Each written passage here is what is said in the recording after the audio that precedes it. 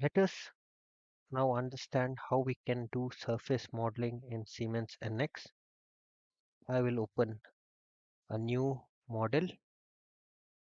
You can select model and any units you need. I'll be selecting millimeters and I will name this as surface modeling exercise. Click OK. Our file has opened. Now I will start with creating a sketch.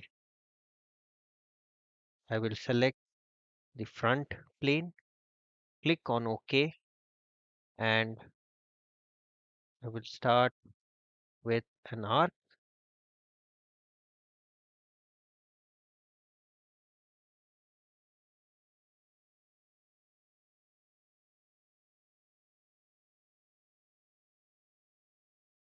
I will change the dimension to radius of 50 and then I'll say finish. So once my arc is created, I will go to surface.